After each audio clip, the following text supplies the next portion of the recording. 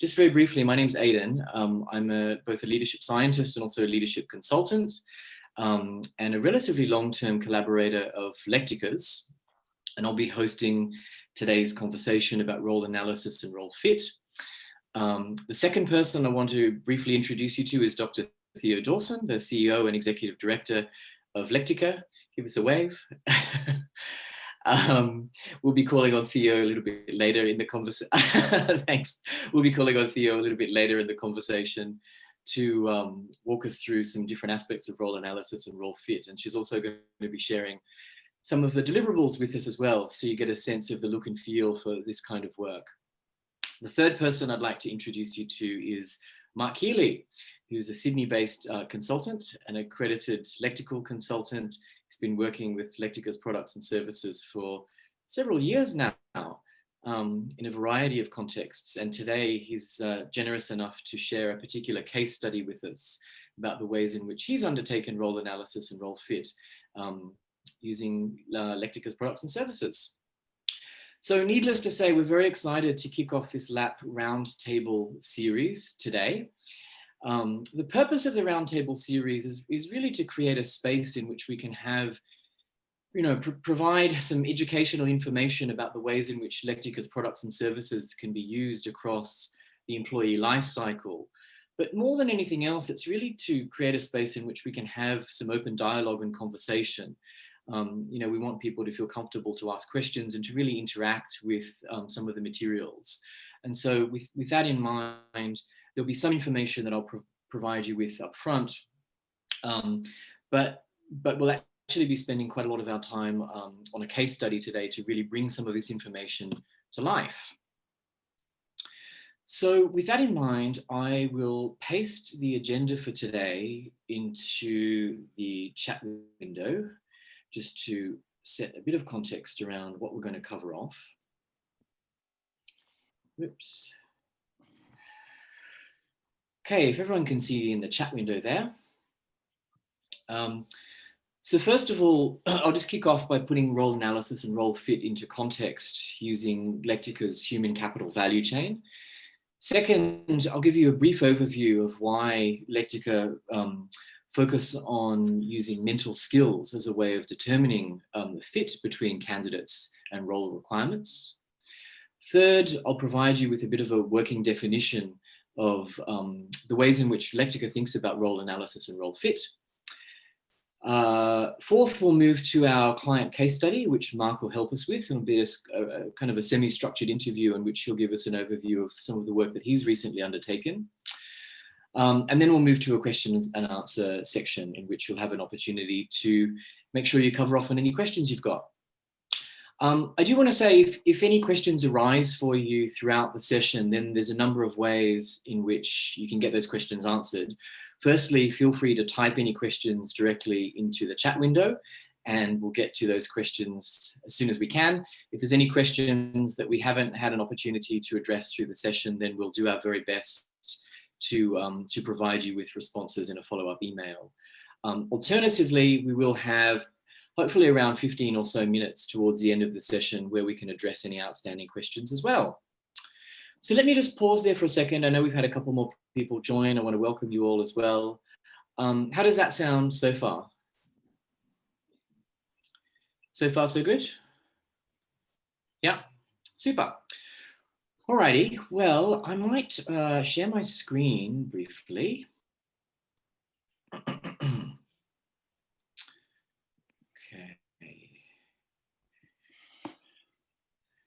Here we go. Whoops, can everyone see my screen? Oh, sorry. I could see it, but then it went away. Yeah, sorry. Okay, can everyone see the human capital value chain on my screen? Yes. Super, okay. So I think before the session, everyone was invited to watch this short video on Lectica's version of the human capital value chain. Hopefully you've all had an opportunity to do that. If you haven't, I do strongly suggest spending a few moments just having a look at the video because it provides some context about the way in which Lectica's products and services can be used across many different facets of the employee life cycle. And you'll see here The human capital value chain, as Lectica conceives of it, consists of a number of different component parts, including workforce planning, organizational design, role fit, recruitment, onboarding, team effectiveness, performance management, learning and development, and succession planning. And over the course of the LAP series, we'll strive to talk about a number of different products and services that will target different elements of this value chain. Today, though, in particular, we'll be really zooming into these parts around role design and role fit in the context of our conversation about role analysis and role fit. Yeah, is that okay so far? Super. So as many of you, I'm sure many of you, if not all of you, have been involved in recruitment and selection processes at multiple different organizational layers. I just wanted to say a few brief words about why Lectica's approach focuses on reasoning skills in contrast to many other approaches that you could take. I'm sure you'd be aware that, when thinking about the fit between the candidate and the role requirements, there are many different ways of approaching this. And typically recruiters will, take into consideration things like behavioral competencies or years of experience or experience in certain industry sectors or interpersonal style and cultural fit. And all of those things can certainly be very important considerations. However, Lectica focuses its work on role analysis and role fit on kind of this general idea of general mental ability, or specifically around reasoning skills. And there's a very good reason for that. So this particular graph that you can see on your screen now is taken from a study by Schmidt in 2016, which was a meta-analysis of over 100 years of data on the predictors of workplace performance. And they took into consideration a whole range of different predictors of workplace performance, from, you can see up here, general mental ability, through to some pretty commonly used predictors in recruitment. So job knowledge tests, for example, biographical data, grade point average, emotional intelligence, personal interests, through to a whole range of different personality factors. The important insight here is that overwhelmingly, general mental ability is shown to be the strongest predictor of workplace performance. And not only has that been shown in this study, but in a variety of other studies, that general mental ability and specifically reasoning skills are shown to be the strongest predictor of workplace performance. In this particular study, they were shown to predict around about 42% of variability in workplace performance. So this provides a relatively strong, or pretty strong, rationale for why Lectica would focus on reasoning skills as being the way of determining whether or not this candidate is a good fit to the role. Now, of course, in the context of a recruitment process, there are other considerations you probably want to take into account. However, general mental ability is overwhelmingly shown to be the strongest predictor. So in speaking of role analysis and role fit, I might just begin by providing you with a couple of working definitions so that we're on the same page about what we mean by some of these concepts. So to do that, I'm just going to paste a couple of definitions into the chat window so you can have a copy of these as well. Okay, so when we speak of role analysis, a role analysis allows us to determine the complexity demands of either an entire organizational layer, or we can zoom into the complexity demands of a specific role. And for that reason, role analysis can be undertaken at two main levels of granularity. So the first main level of granularity is what we call, a general role complexity analysis, or GRCA for short, GRCA, general role complexity analysis. And this allows us to determine the general role complexity range for an entire organizational layers in the organizational structure. The second layer of granularity is what we call the, there we go, the precise role complexity analysis, or the PRCA. And a PRCA allows us to determine the complexity range for a particular role. And in all cases, it's required to do a general role complexity analysis before undertaking a precise role complexity analysis. So we can get a general feel for the complexity demands at entire organizational layers before we zoom into the requirements of specific roles. So this is what we're talking about in speaking of role analysis. But what do we mean by role fit? Well, by role fit, we're talking about the relation between the complexity of candidate skills as measured by lexical assessments and the complexity range for the particular role that they're applying for. Yeah. So let me just pause for a second and check in. How is this making sense so far? Are there any clarifying questions emerging? No? Pretty straightforward so far? All right, super. Well, in that case, I might invite Mark to come onto the stage. And so Mark's got a really interesting case study to share with us about a piece of work that he recently undertook. And in fact, I only learned about this case study last week, so I'm hoping to learn a little bit more about it today as well. Mark, I provided a very brief introduction to you before. Is there anything else that you wanted to say to the group just by way of general introduction first? Only that for some of the audience who might be familiar with the work of Elliot Jacques, I'd come out of a Jacquesian background. Mm-hmm. So the idea of complexity in roles and the idea of people displaying different levels of characteristic skills around complexity was something I was quite familiar with.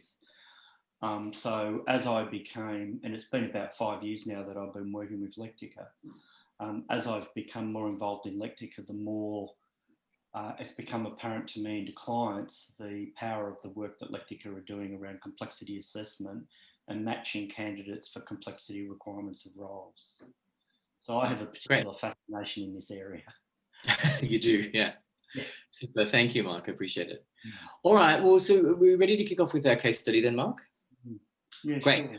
So I know that we've got a whole bunch of detail that we want to explore, and we'll talk about some of the deliverables and so forth later on. But before we get into all of that detail, could you just give us a bit of background context about the organization you were working with, please? Sure. Okay. So look, for the purposes of the roundtable, I'm going to call the client that we've been working with a client called Data Metrics. So I and a colleague have been doing some work with this organisation now for about 2 years. So let me set the scene for the organisation I'm calling Data Metrics. So they offer data analytical services to private and public organisations that are tasked with the delivery of an essential service to communities that reside within the Oceania region. And they also have some clients, or a particular client in the Middle East. Mm-hmm. Now, the service providers use the data to make fairly important and critical decisions about the quality and focus of their delivery. And the delivery of their services has a direct effect on individuals and communities across the region. The company also, off the back of its data analytics, also delivers specific organisational programs to clients, organisational and educational programs to clients within the region. And the colleague that I'm working with, whom is known to many of them, Brendan Smith, he delivers a lot of those programs across the region as well. Yeah. Great. Okay, that's really helpful context. Thank you for that. So what was the specific opportunity that the organisation was seeking to explore? Well, I think firstly, like a lot of organisations, one of the things that was really bothering them was that there was a recognition that they needed to innovate their offer. And they needed to do that in order to firstly maintain their relevance to their clients. So their clients were also operating in a fairly increasing level of complexity and higher levels of demands from their customers. And the other thing too was that the elements of the service really wasn't embracing sorts of possibilities that emerging technologies offer them. And so their managing director felt that they were stuck and felt that their current delivery methods were at risk of disruptive competition, but also probably just simply becoming irrelevant.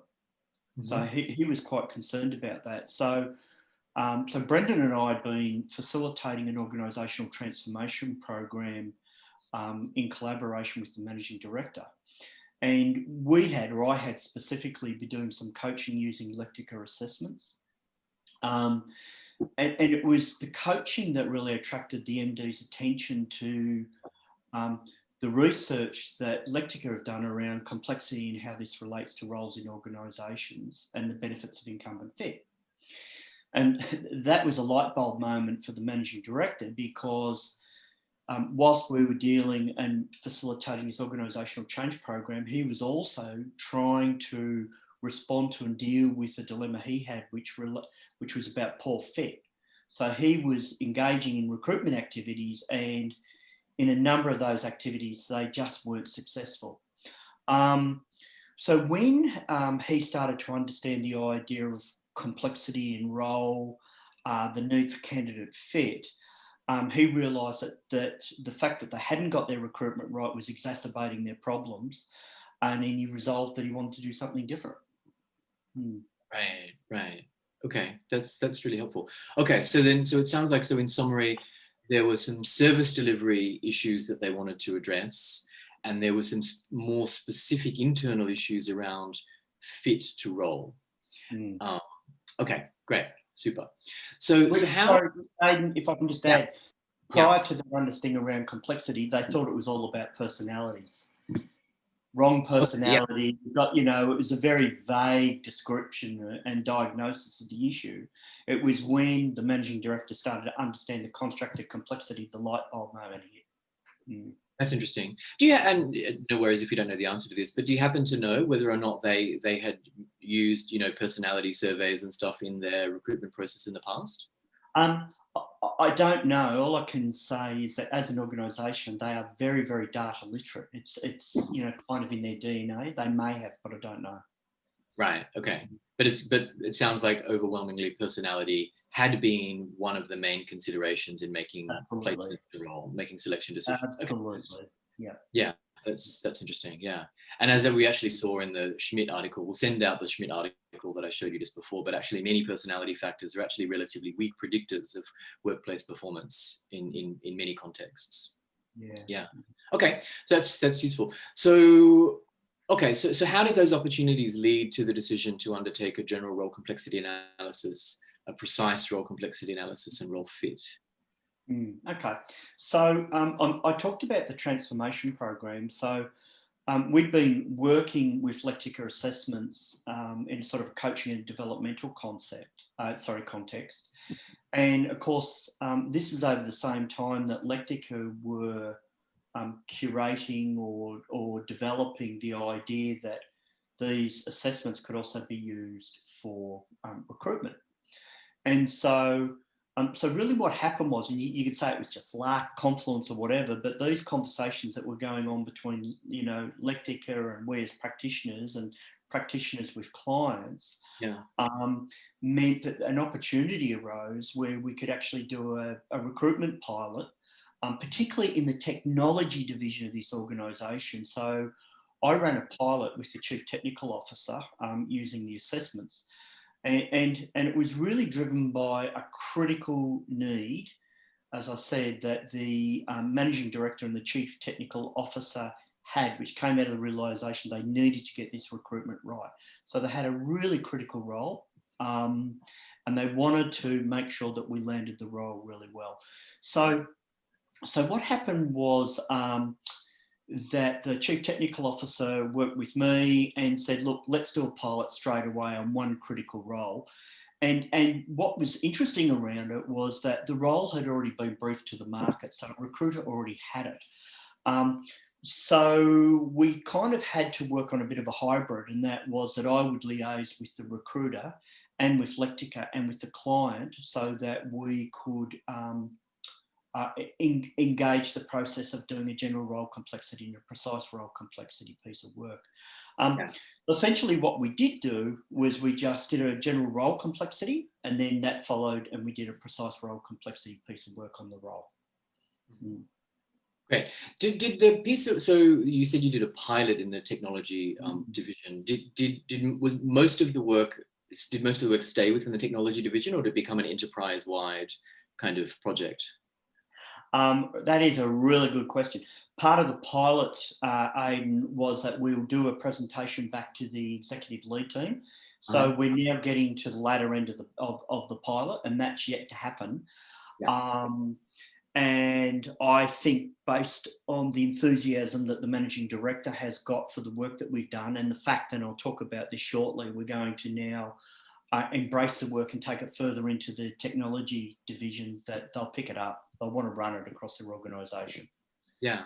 You know, so there's something that I'm kind of sensing into just at this part of the conversation, because you said that this organisation had previously focused more on personality factors, and now we're interested in going down the path of a general role complexity analysis, a precise role complexity analysis, and thinking about, so kind of moving away from thinking about role fit based on personality and moving towards thinking about role fit based on complexity. That's quite a shift in thinking, though. I mean, could you say a few words about how that shift may have happened? Very directly, I was coaching the managing director. Right. And the other thing too to keep in mind with this client is that they are very, very data literate. You know, so they understand very robustly concepts around predictive validity, right.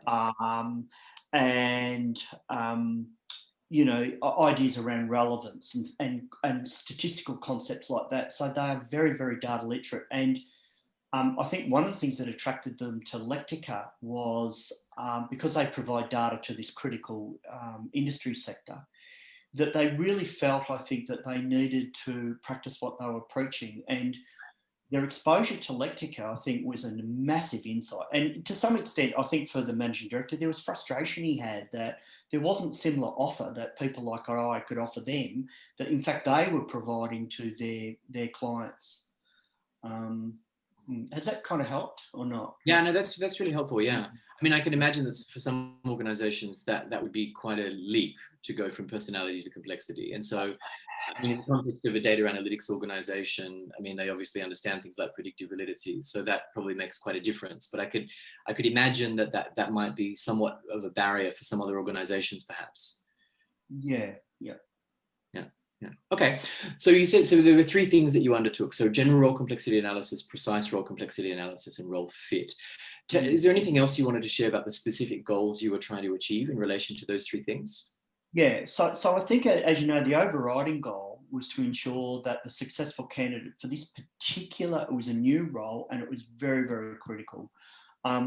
The overall goal was that they displayed a level of complexity in their thinking that was consistent with the level of complexity inherent in the role, and to avoid the hit and miss mistakes of the past. So again, because of the background of the client, we really understood that. We had a very deep understanding of that need. And, you know, to put it into a technical expression, we just wanted to significantly lift the predictive validity of the recruitment process. Yeah. And so we were, you know, working on this organisational transformation program. There was a recognition that, you know, there was a problem here. If we didn't deal with the, if you like, the leak coming into the organisation, then for all the energy we were putting into the transformation capability building here, we needed to plug the leak, and that was one of the overriding objective. So I guess if we were to kind of say, well, that's what it was from an overall perspective, there were really four subordinate goals. The first one was we needed to clarify the general level of complexity inherent within the roles in data metrics. So we needed to understand what those were. Then what we needed to do is say, okay, well, in the target roles, what were the specific levels of complexity for the target roles? Then what we needed to do was assess the candidate's thinking skills against the complexity level of the role. Mm-hmm. And then the other goal was, in this instance, was to liaise with the industry recruiter to blend, you know, their process with the process that we were using. So those were the four goals that we'd set ourselves for this piece of work. Did I hear you correctly say that this was a newly established role? Yes. Yeah. And so in some of those scenarios, organizations are often tempted to put an existing, you know, member of the organization into this newly created role, but it sounds like they're actually going external for this role. Could you say a little bit more about that decision? Had they considered any internal candidates? yes, they had. Yeah. But there was a felt sense, and this was before we'd done the analysis, that this particular skill set needed to be brought into the organisation from the external environment. And what I should share was that there had been someone who'd been in a role that was not this role, and that person hadn't succeeded. So when I say it's a new role, we could argue that what it was a redefinition of an old role where and the incumbent had been in it and hadn't succeeded. Yeah, okay, got it. So Yeah. I perhaps should have explained that. So, you know, there was a real understanding here on behalf of the client that they hadn't got this right. Yeah, okay. Could you, without giving away anything inappropriately, could you just give us a bit of sense of what this role was? Was it sort of middle level management, senior management? What was the? Could you give us a couple of features of the role, just so we could? Yeah. Yeah. Yeah. So if I could stylise this organisation, so firstly, I've described it as being very data literate. So you probably would have already had the impression that they would have many of the characteristics. They're not an IT development company, but they have many of the characteristics of the sorts of startups that we've seen. So they've got very flat organisation structure. People within the organisation are very, very well educated. There's a high proportion of PhDs. There's nobody in this organisation that wouldn't be a graduate or isn't a graduate. So this role is a middle management role, but it has a very, very high level of technical expertise required to deliver on the role. Yeah. So it sat within the technology division of an organisation that relies on technology as part of its inherent DNA. Yeah. Okay. So to do this piece of work, you said you're in a relatively unique position because you were working with the recruitment firm, you're working with Lectica, you're working directly with the organisation. So where was the recruitment firm at with this process? Had they already put forward a series of candidates, or were you intervening at the very start of this process? Yeah, so when I say it was a recruitment organisation, so they played particularly into this industry sector. Yeah. And they conducted a search, is what I know recruitment folk and search folk, and I know I've got one person on the line who coached me very well in this stuff, thank you, Mr. Brown, and they conducted really what we would call an ad search. So they were doing a search into the industry and they advertised it within the various forums that they know that people would be attracted to. Yeah. And they had a short list of, I think it was about 5 or 6 initial candidates that they wanted the client to look at. And they ultimately then put that to 3. And we ran those 3 through the assessments. And that's a bit unusual because ordinarily you'd want to increase the size of the pool to, you know, you could argue could nearly be unlimited. You could have dozens and dozens and dozens of candidates who are being assessed. So, okay, so the recruiter had put out an ad, they'd gone from a long list down to a short list of 3. Do you know a lot about any of the screening mechanisms that the recruiter had used to whittle down I do. the list? Yeah, could you say something about that? They didn't use any screening. So I was really, really surprised. And having talked to, you know, the recruiters in the organisation, they were I would describe them as a very competent organisation. And I think that the specialist skills that they brought were not only that the recruiters, I think, were probably pretty good recruiters, but also they had a very high understanding and knowledge of the industry. Okay. And so they were really doing a search and they were putting their feelers out through the industry. So they were targeting people, I think, based on reputation and based on, if you like, demonstrated skills. Right. And this in itself is potentially an inherent risk that the client understood, because they were actually saying, well, we want to look more broadly than the industry because we think the work we're doing can enable transferable skills from other industries. And this became an inherent issue for the client organisation. So next time they want to go more broadly. And the issue is if you go with a particular recruiter who plays in the industry sector, how do you do that? It's more difficult. So it sounds like there almost were 2 kind of informal screening mechanisms in play. One was around just industry knowledge, and secondly around candidate reputation, if I'm understanding correctly. Yeah. Super. So okay, so your work with Lectica came into play at the point where you already had these 3 shortlisted candidates, yeah? Mm. Okay, super. So the very first step was do the general role complexity analysis. Is that right? Yeah. Great. So what was the process that you went through to do the general role complexity analysis? Yeah. Look, if I can make a statement about the entire process, in hindsight, I'd describe it now as just being elegantly simple. Okay. And is often the case when you are trying to navigate your way through a new process, often the little bits and pieces seem quite complex, but they're not really in hindsight. So what I'll do is I'll step you through it. But the other thing I just ask people to just think about as you're navigating through this, it's not really a complicated process. It's not complex. So what did we do? In the first step, what we needed to do was to identify the approximate complexity score evident within each level within data metrics. And as you described it, it's a general role complexity. Sorry, just to interrupt. And roughly how many organizational layers are we talking about here? 4. 4. Okay. Yeah. Yeah, 4. Yeah.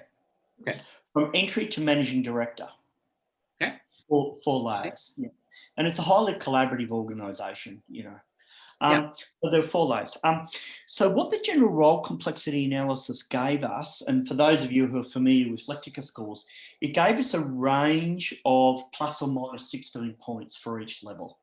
So that's a range of, you know, a 32, so plus or minus. Yeah. And then what we did, and so what do we need to do that? So let me describe how the process plays out. So you need an organisation chart.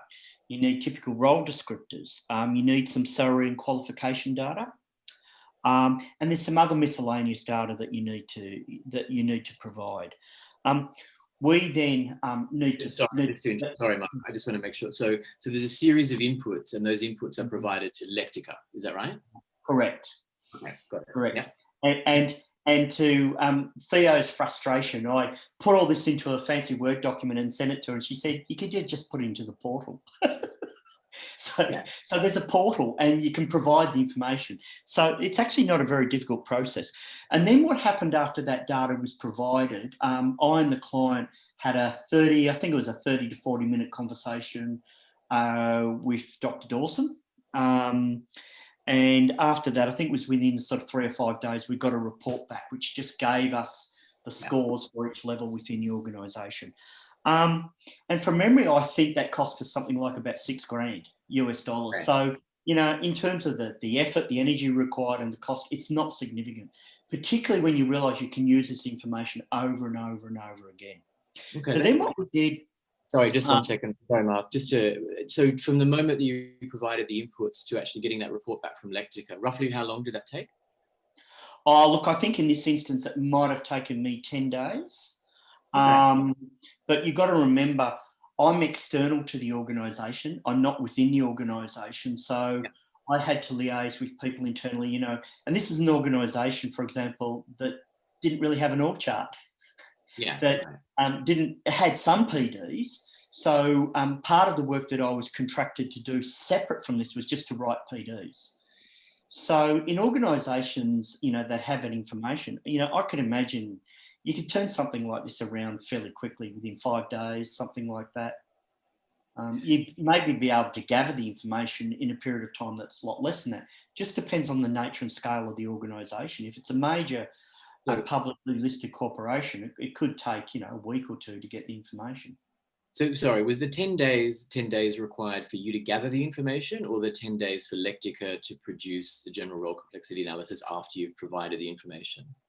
I think from memory, and Theo, you might remember this, but I think you turned it around in something like 3 days, didn't you?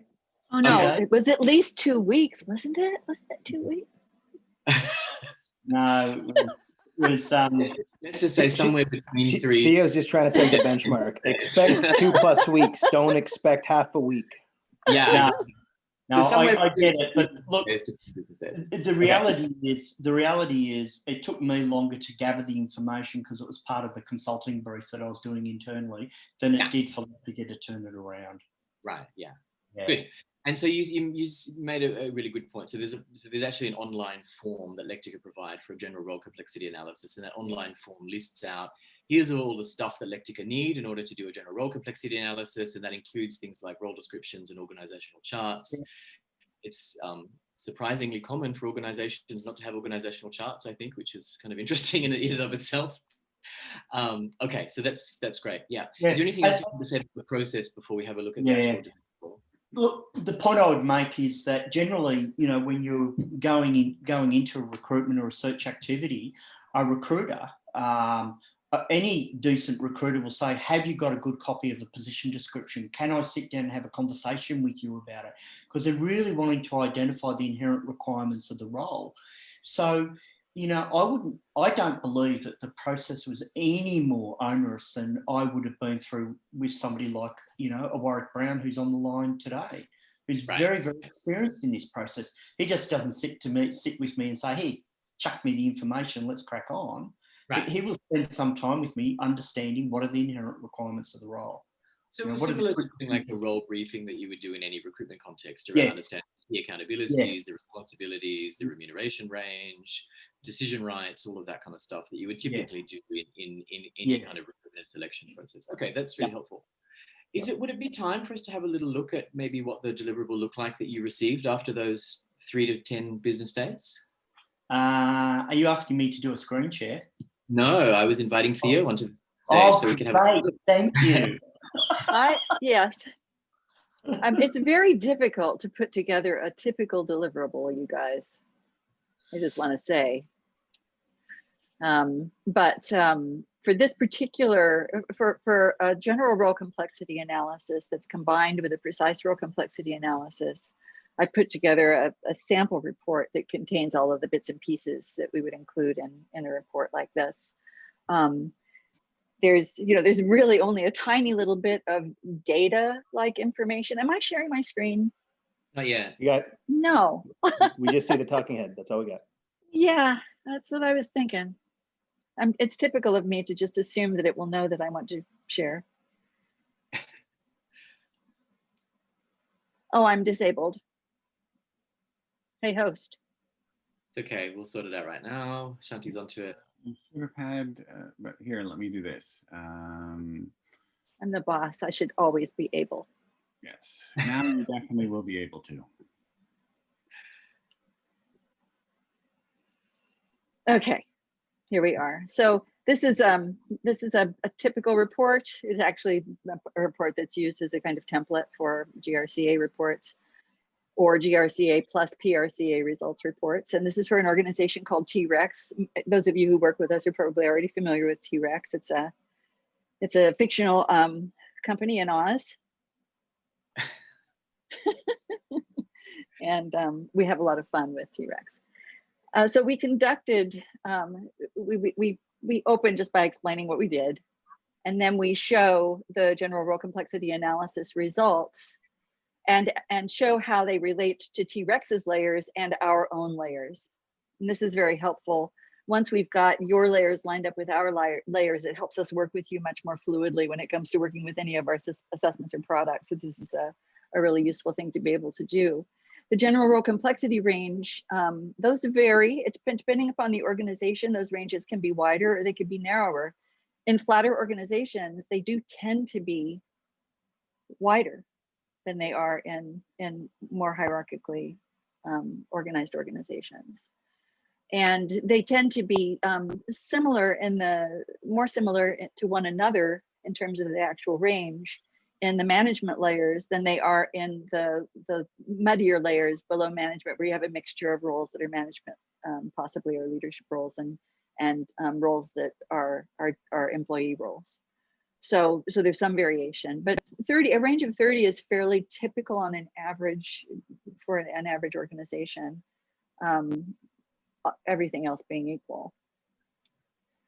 Then we go through some description and explanation of what it is that they're looking at, provide some information about how we expect the general role complexity analysis to be worked with, and what the constraints are on its use, what it's suitable for, what it's not suitable for. And then the precise role complexity analysis is also, you know, the actual results are very simple. We're really just letting you know that what the logical coherence of that performance was, what the precise role complexity range for that performance was, how that, the GRC as well, so that you can see them side by side, and the best work level fit to the general role complexity analysis to our work level. So this particular role was at L5 in our system. And you'll notice that the precise role complexity range in this case is about 15, isn't it? This is about as narrow as it gets. So they're usually between 15 and 20, depending upon, you know, what the range of activities are in a particular role. And also some things about the nature of the company and the nature of the work that the company is participating in. Yep. So, and once we have the precise role complexity range, then we can look at the candidate themselves. And sometimes if you were using Lectica First, for example, which we're going to be talking about next month, you'd have a list of candidates. And we would not be showing this report, because when you buy Lectica First, you're not buying all this fancy reporting. You're buying something much simpler. I'll show you what that looks like in a minute. But here we describe the fit results for Dorothy Toto, who is one of the candidates who applied for a role there, for that particular role that we did the analysis for. And then we provide some more information about how to work with the PRCA results. And, you know, and also things to be aware of, things you need to be thinking about when you're working with these results, because there are a lot of variations. For example, there might be variations in where the actual sweet spot for a role is, depending upon what your requirements are. There are considerations around the configuration of the current team that you want to be aware of when you're thinking about a precise role complexity analysis. And if we have time, Mark can speak to that maybe a little bit, because we've had an experience there. And then we also provide some just general information about the rationale behind what we're doing. So that's a typical general role complexity analysis PRCA results. Here's what you get if you went for if you're using Lectica First. You get something much more streamlined, simple, that's really just showing you the role fits, the relation of the role fit to the sweet spot, the level of logical coherence, and with us saying this is an ideal candidate, this one's not quite. With Lectica First, you almost get all high quality candidates. This particular Lectica First did have some unqualified candidates in it. That's rare. Usually with Lectica First, all you get are qualified candidates. And you get a link to a document that explains in general what role fit and recruitment are all about. Yeah. Is that everything that you were hoping to hear, Aidan? Yeah, so a couple of things come up for me. So firstly, so we said we needed to do a GRCA before doing a PRCA. Are these two processes that can be done in parallel though, or do you need to do a GRCA, come to the end of that, come up to find a new round of inputs for the PRCA, go through that process, or they can be done kind of in parallel? Well, people can order them all together, but we have to get the GRCA done before we can do the PRCA. Right. We really have to understand. And the other thing about the GRCA to know is that as we continue to work with you and we do more and more PRCAs, we can refine the general role complexity of the organization as well. So we don't know everything that we could possibly know about all of the roles in each of the layers before we assign layers for a general role complexity analysis. Right. We do the best approximation we can with a certain amount of information, and then we can continue to tweak that like we do everything here, right? Everything is about having a starting place and then tweaking. Yeah, no, that's great. Could you just go back to the GRCA just for 1 second, please? And so Mark, in the context of your particular project, what did you learn as a result of doing the GRCA on your client organization? What did I learn? Personally, it's interesting, as Dr. Dawson just explained and went through that diagram, again, my brain starts to go, oh my goodness, this looks really complicated. And what I learned by going through the process is that it's not. So because it's data rich, you need to be able to produce the sorts of information that Dr. Dawson's just shared, but it's actually not complicated. So what I learned is that it's not complex. Okay. And so in terms, you said there were, I think, 4 or 5 different layers in the organization. Yeah. And so the role complexity ranges, you know, felt like they made sense given your understanding of the client organization. Absolutely. And so, yeah. Okay. Yeah. Good. And so moving on to the precise role complexity analysis, what did you learn from that component? What do we learn from that? So it's interesting. So the range was the same. So I notice here that, you know, we've got a precise role complexity range of about 15 points, which is what I think that we came up with, plus or minus 7.5. There are a couple of things that came out that I think are really, really significant. One, what we learnt was that it's really important to land the candidate sweet spot in the context of how the other roles within the organisation are scored. So in this instance, in the technology department, where did the candidate's leader sit in terms of their score? And the other thing too, and if we could just, Theo, could I just invite you just to go back to the scores that provide us with, there. The logical coherence score is quite important. Because the logical coherence score is actually what we would call clarity. And what that's actually doing is providing us it's a proxy score that gives us some indication of the potential growth of the individuals going in. So correct me if I'm right or wrong, Theo, but the higher the logical coherence, the more it's likely that person's likely to grow and learn. Yes, logical coherence. Oh, sorry. So what we did in this particular instance is trade off a role fit score for logical coherence, because we wanted somebody whom we could predict would go into the role and is likely to grow and develop as the organisation increased its navigation through its complexity. So in other words, the organisation is becoming more complicated. So you don't want to just be recruiting someone who fits the role now. You need to be looking forwards. So ultimately we had candidates that did have high levels of role fit, but we went with a candidate whose role fit was slightly less for it, but had high levels of logical coherence. Great. What was the complexity range for this particular role in question? Do you remember? Oh, it was, I should have this. It was 11. It's no problem if you don't remember. It was about 11:15 to 11:22, something like that, I think, Theo. Okay.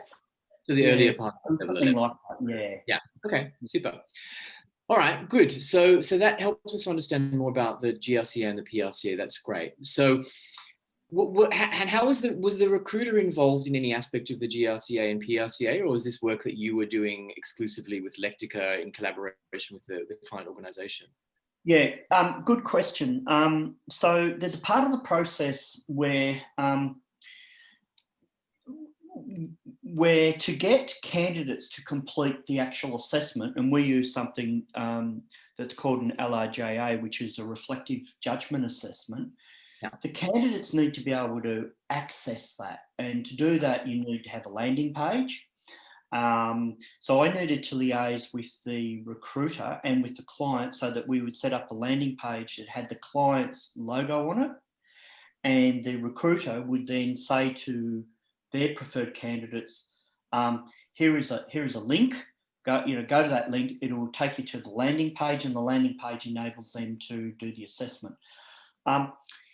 The other point of relationship with the recruiter, I mean, they were very curious in the process anyway, was to make sure that the process from a candidate perspective was seamless. So the candidate, even though the recruiter wasn't the client, the candidate saw that the recruiter was in fact, if you like, managing the process with this guy called Mark Keeley, whose name appeared in all the documentation, because we didn't want to confuse candidates. Great. So I just want to check something with you. So I think what you're saying is the recruiter wasn't directly involved in the general role complexity analysis or the precise role complexity analysis. The way they became involved was through the administration of the lectical assessment, which was an input into the role fit. I think that's, is that what you're saying? Yeah. Essentially, and they did, so the recruiter and the client sat down with the lectical results and with the recruiter recommendation. Got it. And they formed a view around one particular client. So in this particular instance, the recruiter and the lectical scores coincided and agreed. We said, this is the person we want to go with. Got it. The risk with that process, of course, is because we ultimately only had 3 people coming through, it was only luck. You know, we could have ended up with 3 potential candidates who didn't demonstrate the level of complexity in their thinking that was required in the role. Now, this instance, it was okay. Yeah, so let's go there now. So now we're moving into role fit. So again, with role fit, we're comparing the skill complexity with the complexity range of the role. So it sounds like what you're saying is lectical assessments were administered to all 3 candidates that have been shortlisted by the recruiter. Is that correct? Yes, that's correct. All 3 candidates completed their assessments successfully, got scored. No. That was that. No, okay. One cheated. Which is really interesting. So one person did a copy and paste. So they went to the Lectica website and copied responses into the assessment. Yeah. That came back straight away. So Lectica picked that up and said, we've got an issue here.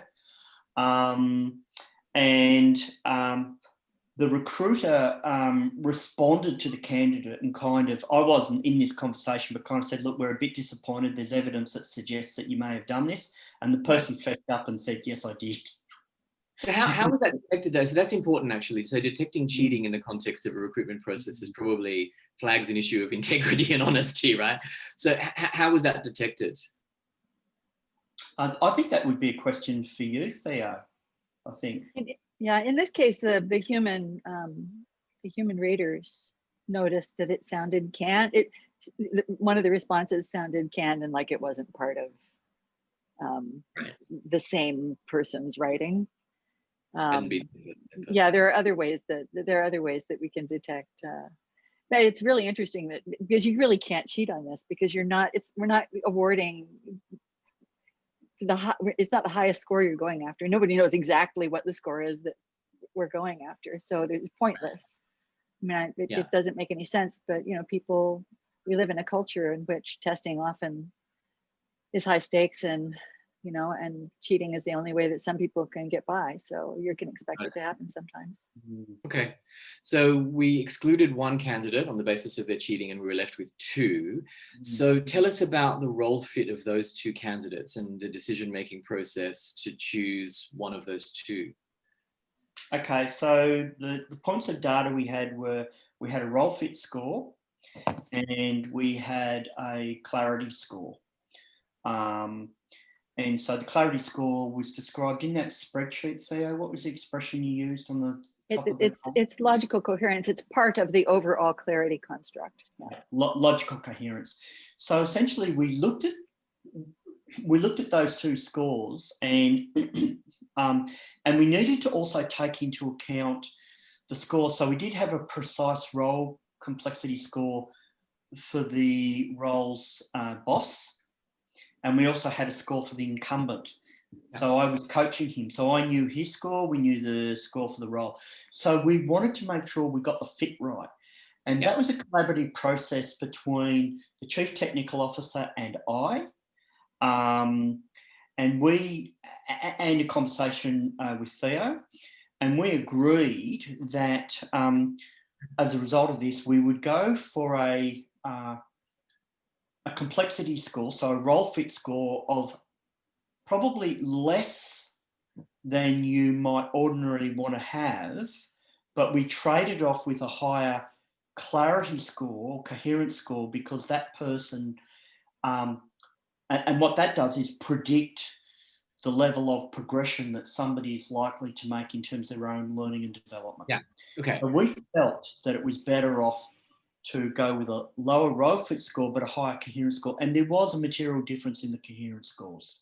So let's just do a bit of a deep dive into this. So 2 main scores you're working with. So there was the role fit score and a logical coherence score. So the role fit score is telling us what's the fit between the complexity of the candidate's reasoning and the complexity range of the role. So that's kind of the role fit piece. And then the logical coherence piece is helping us to understand kind of how well expressed and how well connected are the candidate's kind of ideas. Yeah. Okay. And so you chose the candidate with a good fit, but lower coherence. Did you say? Higher coherence? Perfect. Yeah. And when I say lower fit, by the way, had that person been the only candidate, they would have been a completely satisfactory and suitable candidate, and they were. Okay. So their role fit score might have been slightly less, and I think from memory it might have been 5 points, but they were in the sweet spot. And we just elected just to trade off a lower score for the coherence. Yeah. Got it. Can you help me better understand how these? Can you help me better understand how these 2 constructs work? And so I get that the role fit is more specific to this particular role that we mapped out in the precise role requirements.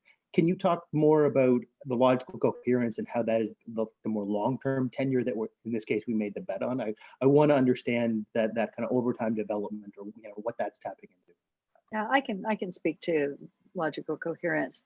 Over the last 10 years or so, we've done quite a bit of research with our assessments, and whether we're working with the assessments, children or adults or adolescents, we always include what we call clarity scoring. Logical coherence is one component of clarity scoring, and it's been shown in our research to be a quite strong predictor of the trajectory of future growth, which makes sense, because what logical coherence means is that a person at the complexity level they're operating at, right? So they're functioning at a certain level. At that level, they are able to explain their thinking in a way that demonstrates that there's a kind of underlying logic to the way that their ideas are connected to one another. And that is a sign of what we call robust learning. The more robustly you have learned, the more connected your knowledge is in the connectome, the more likely it is that you're going to be able to express yourself clearly, no matter how complex the things are that you're talking about. And the point then that more highly predicts like growth over time. Are you getting 5 points a year? It predicts growth over time, 15 points right? So that in combination with your age at a particular time is a predictor of your likely growth trajectory, which it can be influenced by all kinds of factors.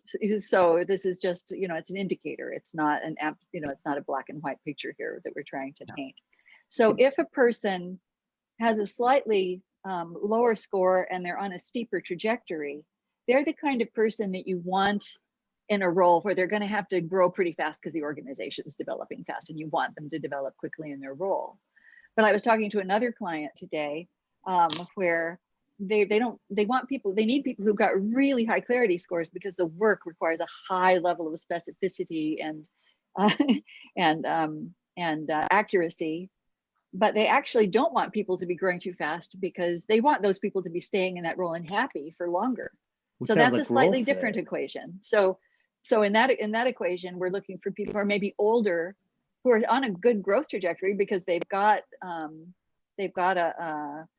high clarity score, but because they're older, they're likely on a lower slope in terms of the trajectory of their development. Yeah. Okay. Super. Thank you. Great questions.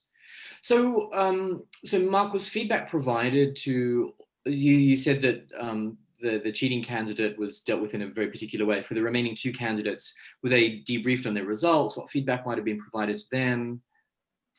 So all of the candidates got a report from Lectica, which highlights their growth edges. In relation to the unsuccessful candidate, they're outside the report, and bearing in mind the relationship in this sense is owned by the recruiter, not by us. And I think we've got to keep that in the back of our mind. So in this particular instance, the recruiter did the debrief, and would be highly unlikely that they included the Lectica report because A, they're not familiar with it, they wouldn't have seen it, and I doubt the candidate would have shared it with them. But I got no questions back from them. In relation to the successful candidate, they're stepping into an organisation that is fairly what I would call Lectica conditioned. And so what I would expect, and they start Monday, by the way, they haven't started yet. What I would expect is that there will likely be some dialogue internally about, well, what support can we offer? Because I'm also coaching this person's, the CTO, the Chief Technical Officer, and he is really attuned to the need to be doing this. Great. But that's yet to be worked out. But that's something we haven't actually talked about because this is something that the candidates get, is they get a developmental report. Right. So they've received written feedback. There's an opportunity to do a debrief, for example, with a successful candidate who becomes the incumbent in the role, for example. Yeah. Okay. Super. Yeah. I just want to clarify something about these about the issue of the assessment. So this particular job that we're talking about here, we treated it like it was a quasi Lectica first job. When people apply for a job through Lectica First and take one of our assessments, everybody who applies gets a report for free. And the client doesn't get to see it. Only the person who took the assessment gets to see it. If the client wants to see it, they got to pay. But I mean, I don't know how you guys feel about applying for jobs, but I can recall one particular instance when I was applying for an academic job, and I was on that campus for 3 days in interviews, and they didn't even call me afterward. Yeah. So I think we all feel like, oh, we wish we could give something to people, and because we're a nonprofit and our mission is to help the world learn, we can totally justify just giving them all an assessment, and it helps us fulfill part of our mission, and it's not bad for us from a marketing point of view, and it makes the employers look like nice guys. Yeah. Okay, that's great. So the successful candidate, you said, starts on Monday, so it's probably too early to tell how the candidate's about to perform, but I wonder how the experience has had an impact on the organisation or the hiring manager for the role. Oh, look, it's been overwhelmingly positive. So without giving too much away, the client has in the back of their mind that they see that the Lectica approach could be something that they might actually offer to their clients. So to an entire industry sector across Oceania. Because it kind of fits with the value proposition that they're trying to take into the market. So there's that. So they've been experiencing it as very much a kind of an embedded experiment themselves, not just for themselves, but how they might start to interact with clients and say, hey guys, would you be interested in this? So that's the first thing. I think secondly, we've got another role that's coming up. So Theo, you don't know this, but the client said next week we've got another role and we want to move it more to the way Lectica would argue it ought to be done, which is you run the assessments at the beginning of the process so that you pre-qualify candidates before they come in. And the other thing too is that they don't want to involve the recruiters in the process.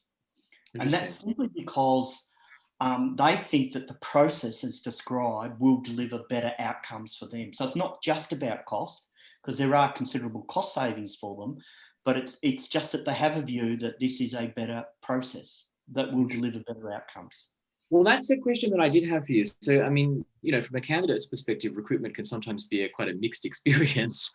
Has the candidate just provided any informal feedback on their experience through the process at all? Not yet, Aidan, but that's something that I'll have an opportunity to talk to him about. Yeah. I know that there's high levels of enthusiasm at the moment, but that's generally the case when you commence a recruitment process.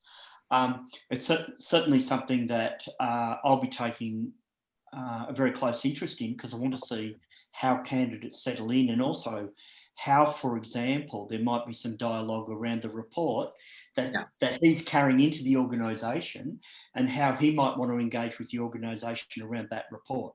Because it's a beautiful organisation in the sense that they're putting a lot of time and energy into development activities internally. Yeah. Well, and it sounds like that reports might be quite useful for things like onboarding and so forth, and helping people get up to speed as soon as possible and develop the kind of reasoning skills that they're required to, really get up to speed with their role. So, yeah. Okay, super. Is there anything that we haven't mentioned about the case study that you wanted to cover off, Mark, in our last few minutes? Because I want to move to question and answer and see whether there's any other questions. No, I think only one other thing. Yeah. When we were moving forwards with the process, I was surprised that the recruiter wasn't using any other assessment instruments. I really was. And his response to me was, well, we just kind of let the clients decide.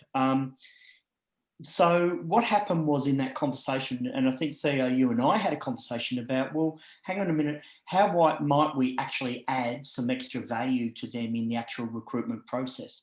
Because remember, it's not just about the assessments. We're actually talking about the entire value chain in relation to the, bringing people into the organisation. Yeah. So one of the things that emerged out of that was some great conversations around the way we can introduce some other practice to the recruitment activity. And the other thing too is we found out that they did, by virtue of the nature of the organisation, they did do technical examinations. So I wasn't aware of that. So they set up a little dilemma. They asked the candidates to complete the dilemma so that they can test their technical knowledge. And they did use a panel. So an interview panel. So what came out of it was, for the first time for them, they saw they had this coherent recruitment process that took them all the way from, the beginning of the sourcing and pre-qualifying all the way to the moment somebody starts. Yeah. And that for them, I think, was the first time they'd ever done that. Okay, great. Thank you. All right. That's great. Can I just say one more thing before we go? Yeah, of course. Yeah. We do not recommend that you make a decision about a recruit based upon 3 results or 2 results. Yeah. It's a little scary, because it means that what we'd rather you had was 4 candidates that all had those pre-qualifiers the same. And you got to then choose from that pool somebody who's a really great fit for your organization. And that's what we're aiming for with the products. But we are also doing experiments with people right now. So we're playing in all sorts of sandboxes together, trying to figure this thing out. Yeah. That's actually a really good point. So, because you only administered electrical assessment to the 3 candidates, if none of them had turned out to be a pretty good fit, then that, arguably it was a kind of a high risk strategy. I wonder what would have happened then if the recruiter would have gone back to market, and how you might have approached that. Had there been any conversation around the risk mitigation around, a surprise as to what those electrical scores might have told you? I think there was a recognition that we've talked very directly about this, that it was just luck. That of the 3, 1 cheated, so we're left with 2 that were possible candidates. It was luck, and there's a recognition on behalf of the client that that's so. Yeah. And that in part also drives the managing director's ambition to make sure that we are going to a greater pool of candidates. And that's why he's very attracted to the idea of pre-qualifying more candidates, because, if you just think about it from perspective of statistics, you want to have more inputs coming in so that you can make the assessments based on a greater population. So we've had that conversation, Aidan. What do I think would have happened? I think what would have happened was they probably would have stepped back and said, okay, now let's run the Lectica process as the way that Lectica would recommend. And they probably would have used social media and other platforms to actually access various populations, which is what they'll be doing with the next assignment, which is the experiment will continue. Well, so there is an important distinction, though, between what you did and a typical Lectica First process. And so, in January next year, we'll be talking more about Lectica First. But the intent of Lectica First is to do precisely that. You use lectical assessment as the very, very first step in a recruitment process before you even look at a CV, before you pick up the phone to have a telephone interview, before you look up their reputation or any of these things. It's actually the very first step. Whereas in your particular situation, they'd gone through these, you know, screening mechanisms and gotten down to 3 candidates, which it may not have worked out in favor, you know. Yeah. Yeah. That's right. Yeah. And the other thing too was, if you think about it, as we know, recruitment can be a very, very expensive activity, particularly when you're sourcing and you're targeting roles. So they've already put the investment into the general role complexity analysis. So that's there. That's the biggest cost. So everything else, and, you know, I mentioned too, I think it was about $6,000 US. Well, you know, if you compare that to the cost of an ad search approach for a middle level or senior level role, that's nothing. Yeah. So there's the biggest investment. It's already there. So now everything else, if you like, is just incremental cost. But there's a significant lift in the quality of the process that we're now adopting, and they see that. Oh, it's a good point. So that general role complexity analysis can certainly be reused for future precise role complexity analyses, unless, of course, the organization restructures or adds a new organizational layer, in which case it may need to be revisited, of course. Yeah. All right. Well, so with all of that said and done, we've got about 15 minutes left on the clock. It's probably time for us to move to Q&A. So what I might invite you to do is, everyone should have, I think, a virtual. Has everyone got a virtual hand that they can raise? On here? No. Okay. Well, maybe we'll just have to raise your actual hand if anyone's got any questions, any clarifying questions that you've got about either Mark's case study or the process, or, you know, just the concept of a general role complexity analysis, precise role complexity analysis, or role fit. So what might be emerging for you at this point in time? Yeah, please, Robert. So obviously, like, we're looking at the Lectica score and making sure that and we want that to happen as soon as possible on the front end. How do other more technical or other kind of experience qualifications come in? Or sorry, this is a forward-facing question in terms of what would be a better HR process. And the reason I say that is because when we're dealing with, you know, highly qualified personnel, like, I don't think it's enough to simply say, oh, well, they just need their 125 or their 135. Yeah, how, it's a really how does that fit into this? Well, I think, can I give the first answer? Yeah. Because I have the most radical perspective on this, I think. So the next step should be technical competence.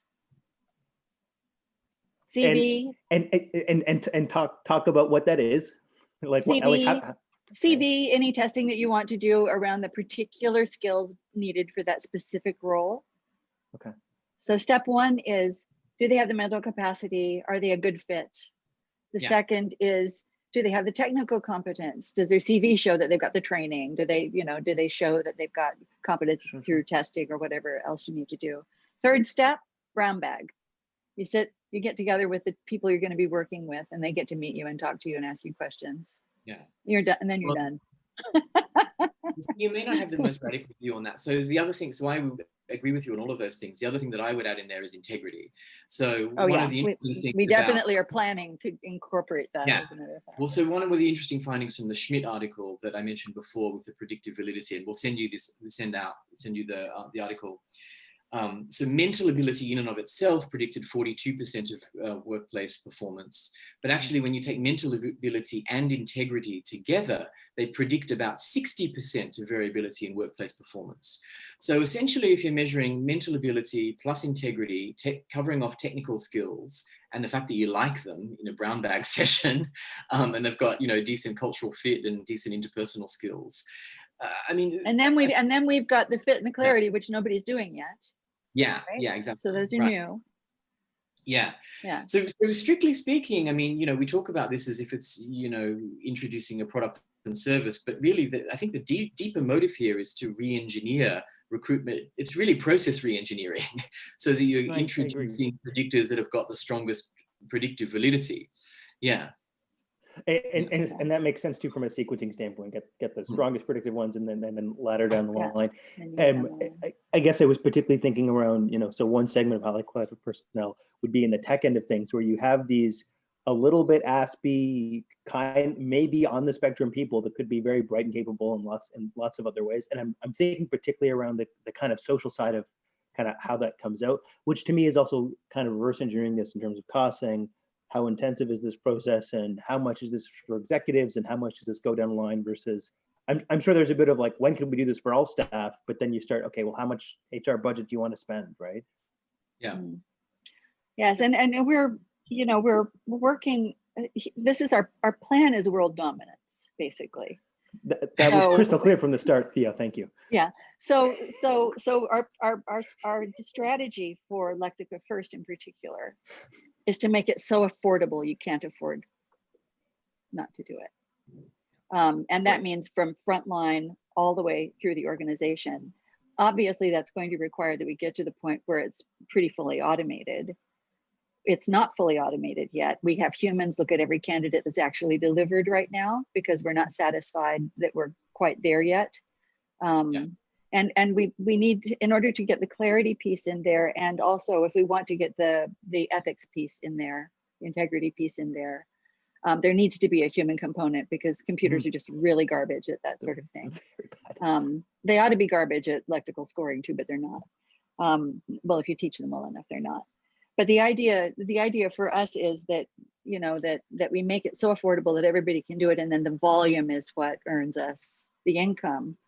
And the income that we earn from everything we do on the for-profit side all goes to our nonprofit, which is whose mission is to deliver our learning tools to individual teachers everywhere in the world for free. So that makes sense. Yeah. So we need world dominance because we need the money, and also we need to be able to say to the stupid educational looking at the economy to scale, it makes sense. I get it. Yeah, and we want to tell the world, this is a way of telling the world that, you know, our educational system isn't working. People are not looking for people who have crammed a lot of facts into their heads. They're looking for people who can think, and maybe we can actually change the way education gets done. So speaking of which, Mike asked a really good question in the chat window, saying, has Lectica done anything the correlation to IQ? Oh, we have We're actually session on that, don't we? Yeah, actually in 2 months' time in Lectica's dialogues, we're actually talking about the relation between hierarchical complexity and IQ, in which all of us will be providing a response to that. But do you want to provide a little teaser? It depends. Yeah. Yeah, no, we have done work with IQ, and what that looks like depends a lot on the age of people and other things. So I don't want to give it all away. Yeah. I have another question. There's some things that are quite distinct, let's say. Yeah. Yeah. We know there's what eight facets in total to like what LDMA or LRJA. Does that mean eventually we could be looking at roles and not just saying here's the score it's at, but more specific comments in terms of, oh, you would want these particular competencies, these facets much higher, and get into those nuances? Or does it still come down to, oh, you need a 130, you know, you need a 180, or you need whatever? Well, that's a good question. There is an upgrade option. One of the things that we expect folks to do a lot is when they get down to the last 2 or 3 candidates, they upgrade the assessment to a full assessment, in which case they will get the human scoring of all of the VUCA skills in the case of the LDMA, and they will get the human scoring of all of the chaos skills in the case of the LRJA, which is used in non-leadership roles. So there's a way of upgrading and getting even deeper information about a candidate and more insight into the candidates before you make your final decision. That's fantastic. And sorry, ultimately that means it's reflected not just in how you're looking at the candidates, but the roles themselves, or this is still about saying, we think this role is 122. That doesn't break into, and here's how the 8 facets look. We're not planning on doing anything beyond role complexity with the roles at this time. We can do role complexity in a simple kind of streamlined, efficient way. Those other things are expensive and really hard. And Thank you. Sarah, I think you had a question as well. Please go ahead. Yes, I've got a question about the order. I understand Theo's position that you do it first before you look at the CVs, but I'm grappling with that, because if you find somebody who's got the right lectical score, but they don't have the technical experience or the experience to do the role, I can't quite see why, why that would be the way you would do it, because in that situation, from a candidate experience point of view, you're asking them to do an assessment and they're never going to get the role. Wouldn't there be some sorting before you do the electrical assessment? If you sort before, you're in danger of missing really highly qualified candidates that you exclude because their CV doesn't have something in it that you want in it. And the CV is not that great of a predictor. So you really want to use the best predictor first, then look at the CVs. Then you can exclude people because they don't have the experience. Maybe the question is, how intensive is the Lectica first? If it's 20 or 30 minutes, I could see it. To ask someone to do a 3-hour assessment, oh wait, but you weren't actually in the pool anyway. Like, what? Well, I mean, they are going to be receiving support. At least they're going to be receiving something. Candidates are used to jumping through hoops before they get a job. That they have to jump through hoops that are pretty silly, as far as I can tell, most of the time. So we're asking them to take an assessment that's going to have a positive return for them, whether they get chosen for this particular role or not. Yeah. And it takes somewhere between, it depends on the person, between 45 minutes and an hour and a half for most people to do it. So it's an investment of time, but it has, everybody gets something as a consequence of But I think the general principle here, though, I mean, just to get to Sarah's question, is the strongest predictors should go first, right? Always. Because exactly. And I mean, I totally appreciate where you're coming from. Don't you want to have a little look at someone's CV and get a feel for what they've done and so forth? And there is kind of an intuitive attraction to doing that kind of stuff. I think, as Theo said, the risk of that, though, is that you might screen out people who do have the kind of reasoning skills that may turn out to be a really strong fit to the role. Now, of course, you do need people to have the right kind of skills and also the right reasoning ability. Yeah.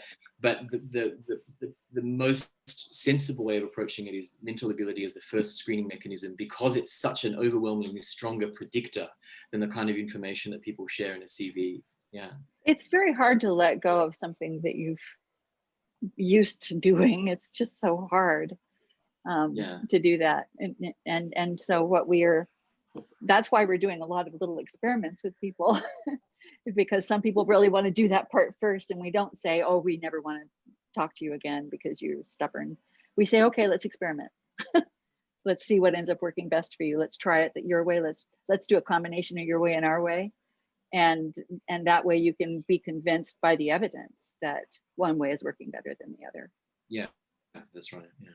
Okay. I do understand the risk of screening out candidates that you don't want, but I still think it needs to be balanced against the risk of putting candidates through and impacting your brand, basically, that you're asking them to do a lot of assessment when they're not in the running. Headhunters already have that kind of against them anyway, right? So you don't want to be even more repulsive. Oh, another hoop, nothing for it, right? Thanks for nothing. Sarah, if I could just respond to that, I think one of the things that I learned through the process is that before people actually take the assessment, they need to go somewhere. There's a landing page. And in the landing page, I think you have an opportunity to kind of curate the expectation. So, I think branding is really important. And so the experience that I had in working with Shanti around getting that landing page right is that is a really important front end in the process. And so if you're concerned, which I think is a legitimate concern about, well, do we want people all racing off doing these assessments when we know that we're probably not going to include them anyway? It might be helpful to think about describing the kind of characteristics that we probably think you ought to have if you're going to progress any further in this process. And I think you're letting them have that, they're making that choice. Am I going to invest? Do I feel like I'm a strong enough candidate for this position that I want to take this next step? So there's going to be a little bit of self-filtering going on. You may not get as many applicants all in all because of that filtering that's happening. And if we do the branding part up front properly, then we can use that as a filter. Speaking of the branding, by the way, we also allow you to do some branding of the report itself. So there's a lot of things that you can do in that context to actually help people with, you know, the reality that they may not have gotten selected in that. Yeah, that's great. You could Let's even get go our a bit final further. from David, and then we probably have to wrap up, I think. Yeah, go ahead. I was just going to add quickly that the GRCA is for a level. And so if a person is not appropriate for a particular role within that level, it doesn't mean they're not appropriate for that level. And so if we know that they're somehow appropriate for that level, and this is to kind of talk to what Sarah's concern was, yeah, maybe you've asked them to go through a process and it's for a particular role, but that role is at a level. And then you have that person in your name lists for when something else comes up on that level in the organization that might be a better fit for their skill set. I don't know. That's just, that's how it crosses my mind. That's the way Yeah. it can work for certain products that we sell. With Lectica First, we usually only deliver candidates that are highly qualified for that particular role. However, you can come back to us and say, well, hey, let me have 10 candidates for this other PRCA range from that sample. And so we can use the pool of candidates that we've already got on the first round to maybe deliver you candidates for a different role. Super. All right. Well, we probably need to leave it there. We've only got 2 minutes left, so it's probably time to wrap up. If there's any other questions that emerge for you, we will send out some contact details to make sure that all of those questions get answered. But I want to thank everyone for your participation in today's session. Hopefully it provided you with some useful information. So in January of next year, we will have a similar session on Lectica First, and the ways in which that can be used, and we'll talk more about the rationale for using Lectica First, and explore some of those different arguments and so forth. We'll also be sending out a follow-up email within the next 24 to 48 hours, and that will contain all of the resources that we've talked about today. So the Schmidt article, Lectica's human capital value chain, and so on and so forth. All right. Perfect. Well, thank you so much, everyone. I really appreciate your input, and hopefully we see you again in a month's time.